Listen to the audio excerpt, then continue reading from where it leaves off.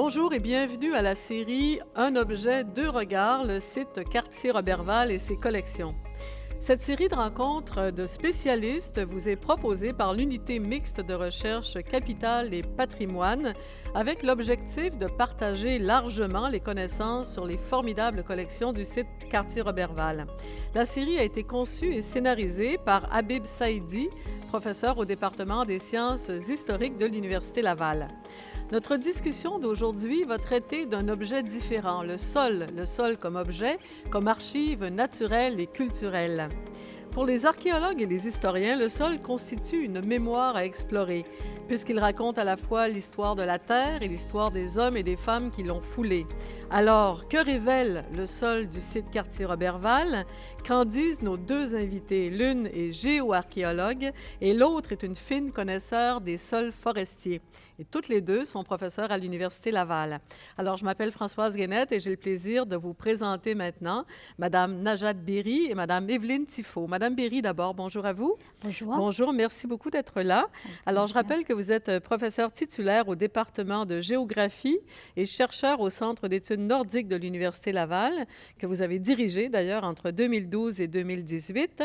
Vous êtes géologue du Quaternaire et géoarchéologue et vos recherches se font en lien étroit avec d'autres chercheurs au niveau international. Ces recherches portent sur les changements environnementaux et sur les interactions entre les humains et leur environnement au Nunavik, au Labrador et en Islande. D'ailleurs, vous êtes co-directrice de l'Observatoire Hommes-Milieu international du Nunavik qui surveille les mutations accélérées des systèmes sociaux, écologiques nordiques. Mais en 2011, c'est le sol du site Cartier-Roberval que vous avez analysé en profondeur. On y reviendra tout à l'heure. Madame Tifo, bonjour à vous également. Vous êtes ingénieure forestière, professeure agrégée au département des sciences du bois et de la forêt et directrice scientifique de la forêt Montmorency, qui est la forêt d'enseignement et de recherche de l'Université Laval.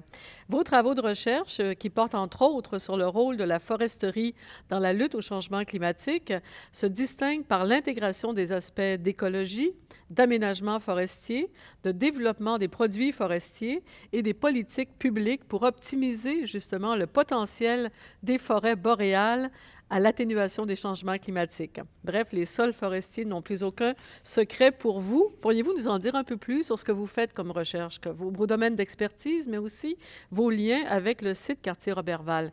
Madame Berry, bien sûr. De ma part, donc, mes expertises s'intègrent donc en géologie du Quaternaire et aussi donc en géographie physique, c'est-à-dire donc vraiment géomorphologie, sédimentologie, stratigraphie, et donc ces expertises donc et les approches méthodologiques de ces disciplines, donc je les utilise pour étudier l'évolution des sites archéologiques. Alors entre autres, c'est pour ça donc je me suis intéressée à partir de 2006 jusqu'à 2011-12 donc au site Cartier-Roberval, et on a des informations tant sur le sol que sur les environnements. Madame Tifo, rappelez-nous qu'est-ce que c'est que la pédologie? Pédologie. Pédologie. Pédologie. Donc, la pédologie, c'est la science des sols. Donc, dans mon cas, donc, j'étudie les sols, mais comme une partie prenante des écosystèmes forestiers. Donc, ma vraie spécialité, c'est les écosystèmes forestiers, particulièrement en forêt boréale. Et donc, les sols, c'est un des éléments essentiels de la compréhension du fonctionnement des écosystèmes forestiers.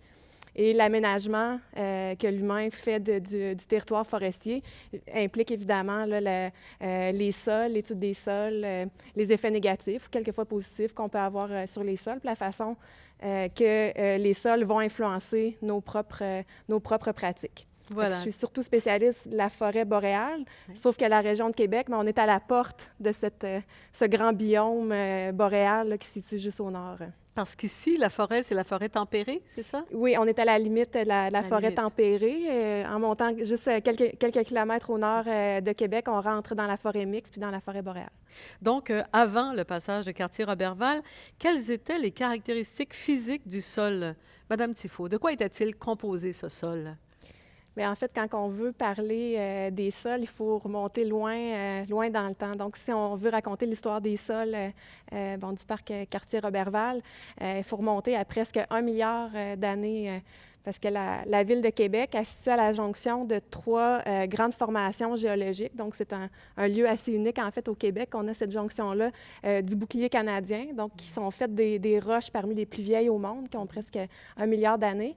Donc, on peut en voir une partie là, quand on va à la chute Montmorency. Ensuite, on retrouve les roches de la plateforme du Saint-Laurent, donc qui sont des roches sédimentaires situées bien à plat et qui viennent de sédiments déposés au fond d'un océan qui existait il y a plusieurs centaines de millions d'années, donc l'océan Iapetus. Donc, on a des traces ici de l'océan Iapetus. Et ensuite, on a les Appalaches. Aussi, donc qui viennent aussi de sédiments d'Iapetus qui ont été perturbés par toutes sortes d'événements qui ont suivi. Et donc, on a cette jonction-là de ces 3 formations géologiques. Et le site Cartier-Roberval est à la jonction des Appalaches et de la plateforme du Saint-Laurent. Donc, l'espèce de promontoire, c'est un petit bout des Appalaches qui ensuite s'étendent au sud, donc sur la rive sud de Québec et qui descendent là, jusqu'aux États-Unis. Voilà. Madame Berry, vous, la géologue, au départ, vous trouvez que c'est un site exceptionnel aussi? Oui, c'est un site exceptionnel, donc en termes géologiques, comme a dit Madame Tifo, mais aussi donc par la suite au Quaternaire, durant les derniers millions d'années, donc quand même la région a connu beaucoup de glaciations. Et la dernière glaciation, ce qu'on appelle le Wisconsinien, il y a le maximum glaciaire, il y a 20 000 ans.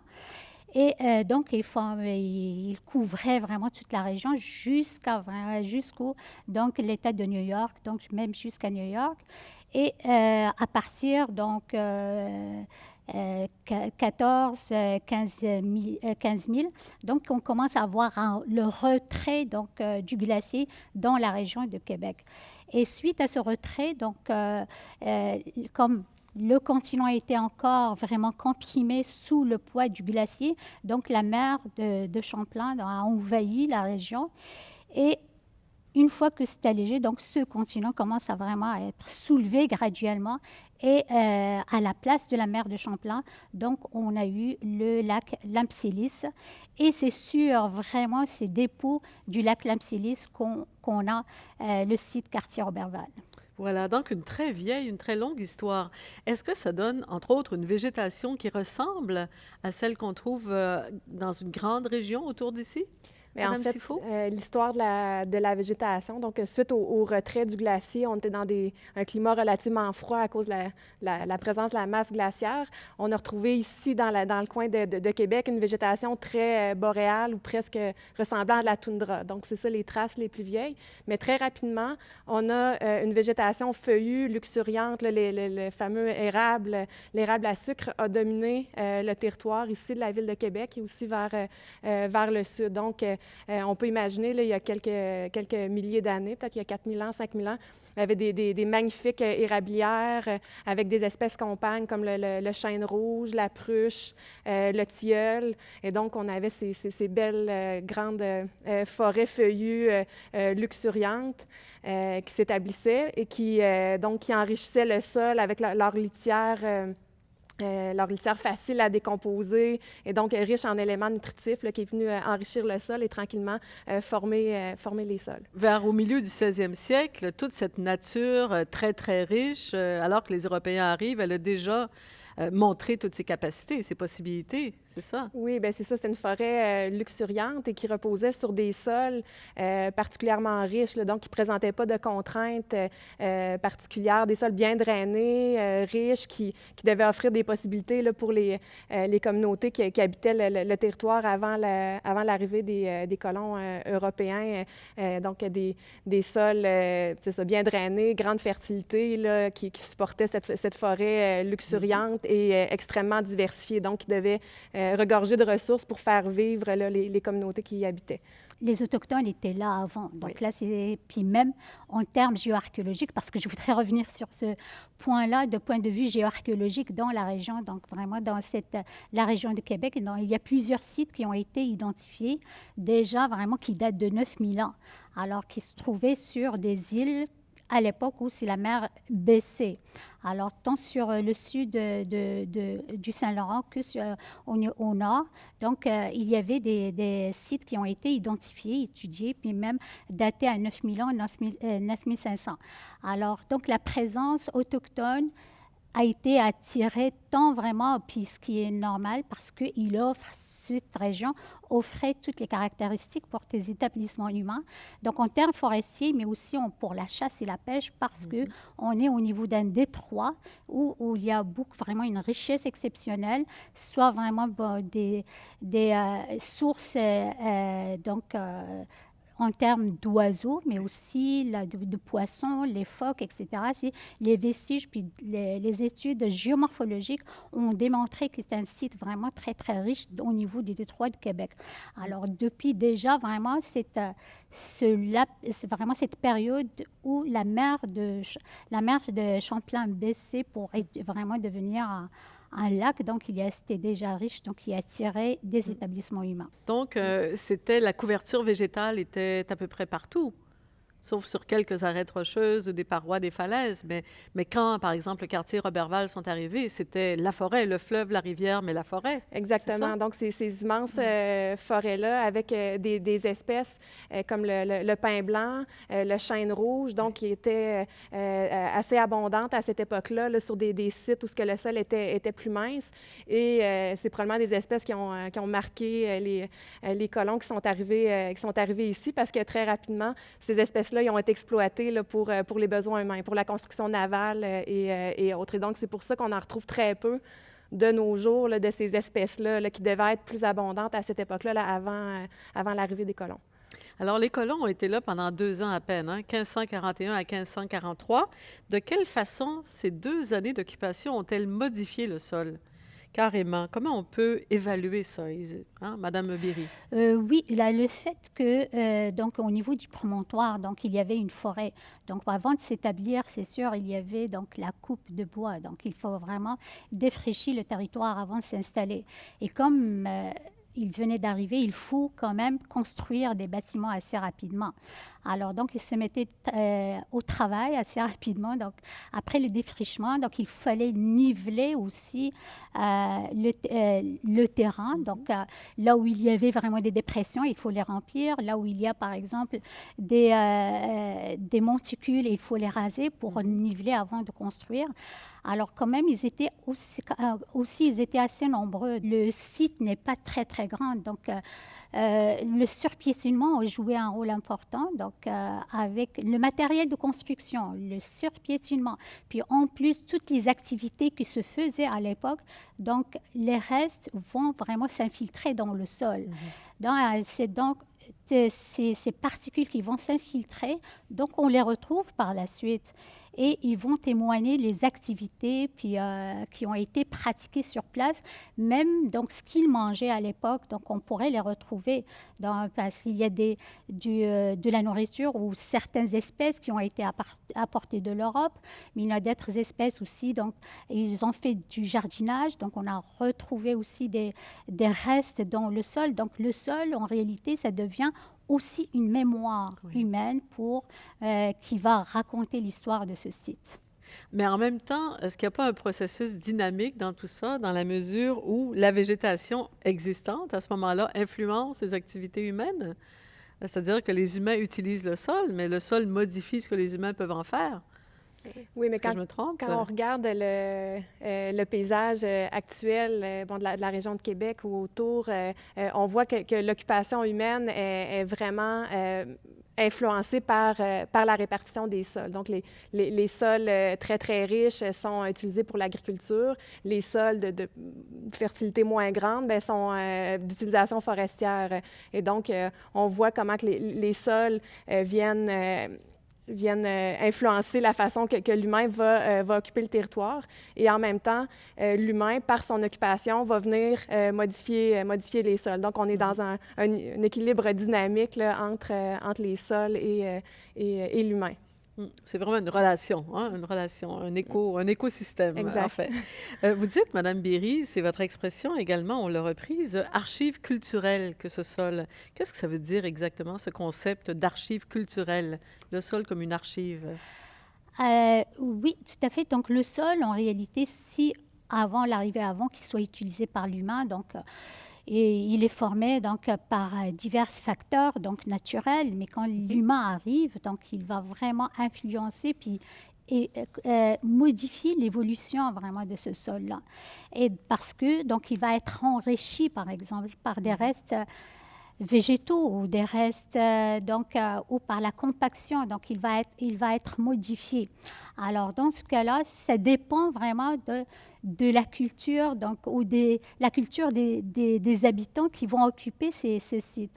Alors si on parle par exemple des sites comme un site européen comme celui de Cartier-Roberval, donc on va retrouver le type de nourriture, comment ils vivaient. Donc on pourrait vraiment identifier les habitudes en termes de nourriture ou des activités. Alors si on parle d'autres sites archéologiques, le sol vraiment qui ont été occupés par une autre culture, par exemple les Inuits, on va retrouver d'autres signatures, donc qui vont vraiment nous montrer qu'ils utilisaient beaucoup l'huile de phoque ou la graisse de phoque plutôt, donc pour vraiment faire de la cuisine. Donc c'est pour ça qu'on parle d'archives culturelles parce que ça va nous permettre vraiment de savoir comment les gens vivaient, comment ils utilisaient, même pour un sol qui a été labouré, est-ce que ça a été labouré avec des machines vraiment assez importantes ou est-ce que plus vraiment avec des méthodes plus manuelles? Donc, c'est à quel point donc, il y a eu ce mélange. Alors, donc, en plus, vraiment comme archive climatique naturelle, donc, le sol aussi peut garder cette mémoire donc, des activités humaines. Voilà, pour la dimension culturelle. Pour la dimension naturelle, c'est la même chose. Oui, bien, En creusant le sol, on peut tout de suite voir, par exemple, les périodes climatiques que le sol a traversées. Oui, on peut retrouver, par exemple, on peut étudier les formes de pollen ou autre. Ça va garder des traces, le sol va garder des traces des végétations passées qu'il a supportées. Et on voit les sols développent, quand on prend la peine de creuser, on voit différents horizons avec des couleurs distinctes. Et ces horizons-là vont dépendre de la végétation qu'on y retrouve et de l'utilisation du site ou du type de végétation. Par exemple, une végétation forestière avec la profondeur des racines typiques là, des arbres vont venir colorer le sol à différentes profondeurs. Et donc, le sol va garder la trace de ça. Et si on coupe la forêt, on en fait une utilisation agricole ou autre, eh bien, ça va venir modifier la couleur des horizons supérieurs. Mais le sol va garder la mémoire des arbres anciens qu'il a gardés dans ces des horizons profonds. Et à la surface, eh bien, on va voir les modifications apportées par la nouvelle occupation du site. Et si, par exemple, une terre agricole est laissée en friche et qu'on laisse la succession naturelle s'y réinstaller, bien là, tranquillement, le sol va reprendre la trace là, de la nouvelle végétation qui s'y installe. Alors, si vous faites une coupe transversale, vous pouvez lire comme ça facilement toutes les étapes par lesquelles le sol est passé, au fond. Hein? Tout facilement, je ne sais pas, mais oui. Pas forcément facilement. Mais parlons justement des traces visibles ou non visibles. Ouais. Vous avez besoin pour les identifier de toutes sortes de technologies, de techniques qui étaient peut-être impossibles et réalisables il y a encore 20 ans. Alors, comment vous avez procédé, par exemple, quand vous avez travaillé sur le site Cartier-Roberval toujours, pour découvrir tout cela, de quoi était fait le sol, quelles modifications étaient survenues, les traces d'occupation humaine, la modification et tout ça? Comment vous avez procédé? C'est sûr, on commence d'abord et avant tout, puis ce qui est intéressant, c'est vraiment creuser Oui. pour avoir cette coupe. Donc, c'est un profil pédologique d'abord donc pour le lire à l'œil nu, puis essayer vraiment de le comprendre, comment il a été formé. Donc, comme dit Evelyne, donc il y a vraiment des horizons selon vraiment la couleur de ces horizons, puis leur constitution. Donc, on a un nom bien spécifique. Puis parfois même, on peut identifier qu'il y a une couche qui est vraiment perturbée. C'est pas naturel. Donc là, ça veut dire, pour savoir s'il est vraiment n'est pas naturel, alors dans ce cas-là, on va aller encore plus loin.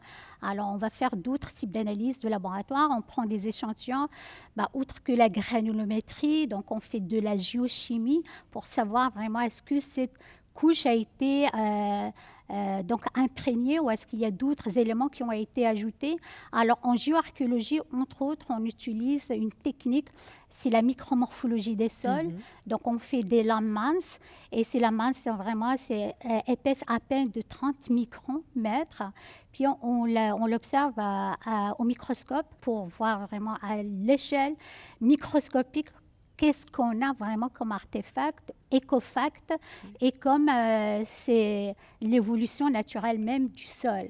Alors, il y a des fois où, à l'œil nu, on voit absolument rien, mais au microscope, on va voir qu'il y a plein de charbon de bois. Puis, on peut identifier ce charbon de bois. On peut voir s'il y a même des fragments d'os.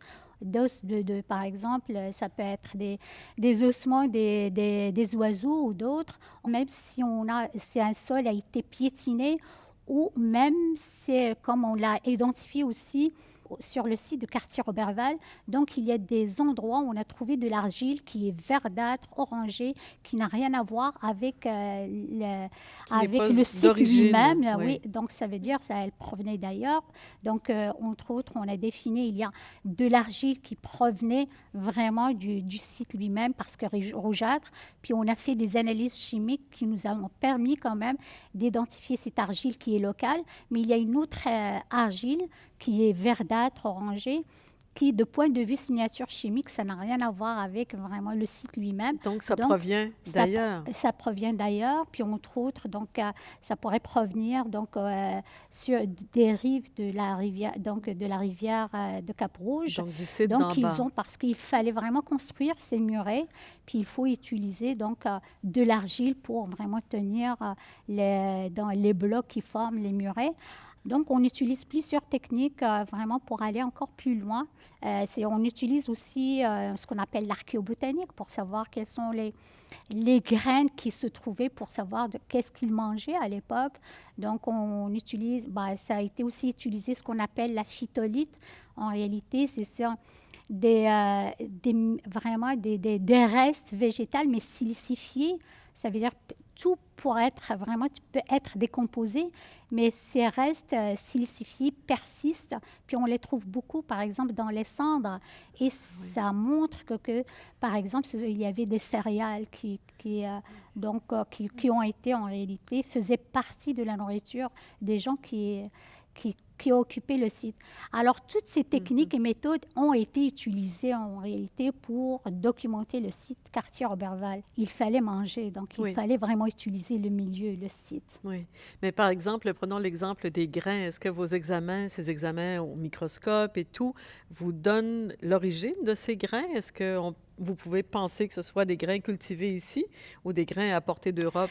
D'après la recherche, moi, je n'ai pas étudié l'archéobotanique, mais une collègue de l'Université Laval qui a étudié donc, l'archéobotanique, puis elle a identifié donc, des graines quand même, c'est des restes végétaux qui sont locaux, mais d'autres qui sont quand même qui proviennent de l'Europe, entre autres, donc les graines de raisin, puis ça veut dire qui ont été apportées. Donc, elle a pu distinguer vraiment les espèces qui proviennent de la région autour du site, mais aussi parce qu'ils ont apporté aussi des graines qu'ils ont plantées pour le jardinage, etc., donc qu'ils ont pu identifier. Donc, on a pu identifier quand même des restes végétaux, donc des graines dont l'origine est vraiment qui viennent de l'Europe. Alors, ce qui est un peu normal aussi, ils sont arrivés avec un autre type de nourriture. Ce qui est intéressant quand on étudie un sol, c'est qu'on peut regarder à l'endroit même, ça nous dit de l'historique du site même, mais le sol fait partie d'un système beaucoup plus grand, et donc on est capable de lire ce qui se passait aussi autour. Donc, il nous apprend dans quel système il faisait partie. Tu parlais des restes alimentaires, donc qui provenaient peut-être de cultures qui se passaient autour. Des processus de lessivage qui apportent peut-être des éléments qui viennent d'ailleurs, donc, ou la végétation qui vient autour. Ça en dit sur l'endroit même, ça nous dit aussi du système duquel il faisait partie, et même des cultures qui se faisaient en Europe, qui ont été importées ici.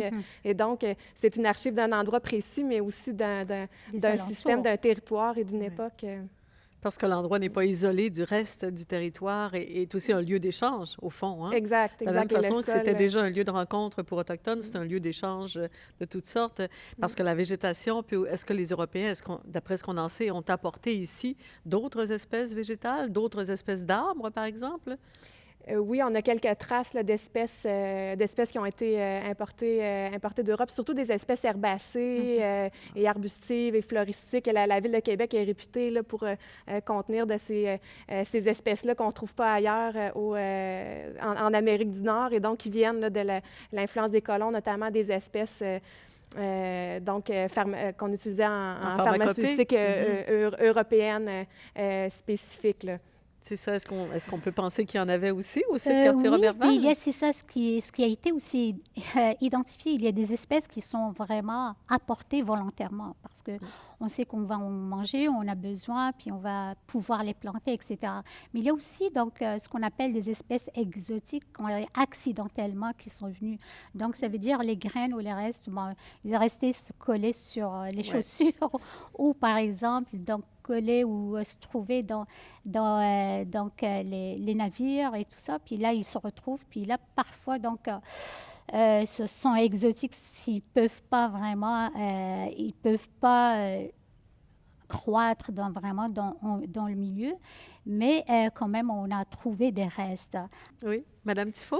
Il y a des choses qui ont été apportées, mais il y a des choses qu'on a perdues aussi à cause de l'occupation des colons. Donc, par exemple, les forêts de pins blancs ou de chênes rouges qui étaient présentes en plus grande abondance là, dans toute la vallée du Saint-Laurent et notamment ici dans la région de Québec. Donc, c'est des espèces qui sont rendues très rares maintenant. Et c'est des espèces qui ont, dans les endroits où il en reste encore, qui ont une influence très grande sur le sol en raison de leur système racinaire spécifique. Les pins ont des racines spécifiques qui viennent influencer la structure des sols. Les chênes ont des feuilles, un feuillage très, très coriace, donc qui vient influencer, acidifier les sols. Et donc, on peut penser que la chimie des sols a dû être modifiée avec le temps. La chimie et la physique des sols ont dû être modifiées avec le temps suite à l'élimination graduelle de ces espèces-là, donc qui étaient très, très prisées là, par les Européens et donc qui coupaient le bois. Beaucoup étaient envoyés en Europe là, pour les besoins de construction navale. Des mâts de bateaux, entre autres. Exact. Hein? Et on peut supposer que c'est exactement ce qui s'est produit au site quartier Roberval. À Cap-Rouge, on ne doit plus trouver non plus beaucoup de chênes rouges. Hein? Très peu. Il en reste quelques-uns, des efforts de restauration, mais en effet, là, on peut juste imaginer là, c'était quoi la gloire là, des chênes rouges à cette époque. Alors, quartier Roberval sont repartis vers l'Europe en 1543. Qu'est-ce qui s'est passé, justement, pour ce sol de ce site-là particulièrement, après leur passage? Comment est-ce que le sol a quand même retrouvé, après cette couche d'occupation, les propriétés d'avant, le sol et la végétation? Est-ce qu'on est revenu à ce que c'était avant 1540? Ou est-ce qu'il y a eu des marques permanentes, au fond? Oui, mais il y a une marque permanente qui est en réalité enfouie. C'est pour ça donc ça a gardé vraiment les secrets de cette occupation. Mais quand même, comme le site, après son abandon, donc ça quand même pendant 200 ans, donc il n'était pas occupé. Donc la végétation a repoussé sur le site. Puis donc même s'il nivelait, donc quand même la végétation a repris. Puis là, c'est vers 1823, c'est là où le terrain a été acheté par la famille Atkinson. Puis il y a eu la construction de la villa avec le jardin, etc. Donc, ça aussi, d'autres activités qui ont été faites, mais c'est un peu juste à côté, vraiment, là où ils ont trouvé les bâtiments. Donc, c'est quand même cette partie des bâtiments qui étaient quand même enfuis, mais d'après les histoires, puis d'après les archives, quand même, les occupants donc, de cette villa, ils ont trouvé déjà des traces, mais aussi ils ont rasé certains monticules d'après les archives. Mais ils n'ont pas détruit, mais c'était quand même enfoui parce qu'il fallait niveler pour construire la villa. Donc, il fallait vraiment niveler puis pour mettre en place leur jardin. Alors, puis la végétation a repris. Alors, ce qu'on voyait, on ne voyait pas vraiment ils ne voyaient plus les vestiges. Et donc, cette occupation a demeuré jusqu'à 1906, quand le terrain a été a été acheté par donc, le chemin de fer donc, pour construire le tracel. C'est à ce moment-là, donc là, ça devient vraiment une autre, un autre propriétaire. C'était moins occupé par les humains Oui, tels quels. oui, oui. La nature reprend ses droits jusqu'à un certain point. La végétation, on a peut-être perdu au fil des siècles quelques espèces, mais en général, dans des terrains comme ça, par exemple des terrains en friche là, qui reviennent à l'état naturel, est-ce que c'est la même chose en général qu'avant? La nature reprend ses droits très, très rapidement. C'est sûr qu'on voit la végétation qui repousse naturellement dans des terrains aux conditions très hostiles, là, pas nécessairement dans ce site-là, mais la diversité des espèces fait qu'il y a toujours quelques espèces qui réussissent à s'installer même en conditions très, très hostiles. Et donc, une succession naturelle qui se réinstalle, mais ça crée tranquillement ce qu'on appelle un humus, donc de la litière de feuilles et tout ça qui s'accumule au sol, qui se décompose un peu. Ça crée des habitats pour des micro-organismes qui viennent s'installer, qui permettent de venir enfouir cet humus-là dans les particules, au travers des particules minérales. Et donc, tranquillement, on voit des horizons naturels là, qui se reconstruisent. Là. Et ça peut se passer en quelques décennies, là, donc assez pour qu'on soit capable, comme humain, là, de l'observer et de voir donc des processus naturels là, qui se rétablissent là, dans ce genre de site. Mais au fond, la grande question, parce que vous semblez dire oui, c'est est-ce que le sol révèle toujours les usages qu'on en a faits? Ou est-ce qu'un sol peut avoir été utilisé, piétiné, oublié, ensuite recouvert et quand on va chercher, on ne trouve rien parce que c'est impossible? À mon avis, non. On trouve toujours. On trouve toujours. On trouve à toujours. Qui c'est regardé? À condition d'avoir les microscopes à balayage, la granulométrie, la géomorphologie, tout ça, tout ce que vous avez maintenant comme outil. Tout à fait. Mais c'est ça. Donc, on a les techniques de laboratoire, mais maintenant, avec les techniques vraiment spatiales, quand on parle du LIDAR ou par exemple, la géophysique aussi, parfois on ne voit rien, c'est aplani, mais quand on fait vraiment de la géophysique, ça veut dire vraiment, c'est nivelé, mais en utilisant vraiment la technique de la géophysique, on peut détecter quand même la présence des fosses ou la présence vraiment des canaux. Donc, même s'il y a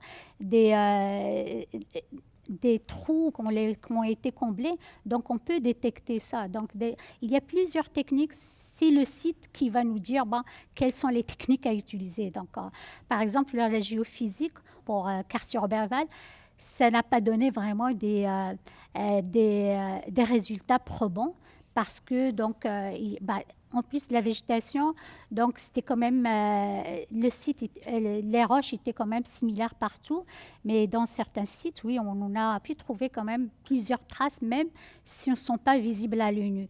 Mais on trouve toujours vraiment des traces, des signatures de l'homme, à condition, bien sûr, donc, faire des trous, faire des coupes, observer, puis aller prendre des échantillons, puis faire des analyses appropriées c'est pour ça, maintenant, si on travaille vraiment d'une façon très collaborative avec plusieurs chercheurs, donc chacun son expertise, il y en a d'autres qui travaillent sur les pollens, d'autres c'est vraiment la géochimie, l'autre sur les phytolithes et tout ça, puis en combinant toutes ces données-là, donc ça nous permet vraiment de mieux comprendre, puis aussi répondre à des questions d'une façon convaincante. Et c'est forcément dans une démarche multidisciplinaire, hein? C'est ce que je comprends. On ne peut plus faire de l'archéologie au sens plus étroit qu'on avait peut-être il y a 100 ans. Écoutez, quel est, d'après vous, l'avenir de ce site quand même assez extraordinaire en termes archéologiques? Cartier-Roberval, c'est quand même un site qui est dans un environnement résidentiel. Vous voyez, il y a des pressions humaines, il y a des pressions aussi naturelles avec les changements climatiques. On parle de la falaise. Comment vous voyez ça pour l'avenir? Madame Tifo? Mais quand on parle des sols, de l'influence des humains puis de ce qui va se passer dans le futur, il y a une part qu'il faut regarder ça avec humilité parce que le matériel sur lequel on marche, sur lequel ce site-là se situe, il y a quelques milliers d'années et il est formé de roches qui ont des centaines de millions d'années ou même près d'1 milliard d'années. Donc, l'influence humaine là-dessus, là, on est juste dans les dernières secondes de la vie de ce matériel-là et du sol. Donc, il faut voir ça avec humilité parce qu'il y a plein de choses qui s'est passées bien au-delà de l'influence humaine. Cela dit, on a différents travaux qui montrent que l'humain, même s'il occupe juste un petit espace dans l'histoire des sols, est capable d'avoir des effets catastrophiques donc, sur les sols. Donc, en termes, par exemple, de pollution atmosphérique. Et donc, on est capable de détruire un sol assez rapidement.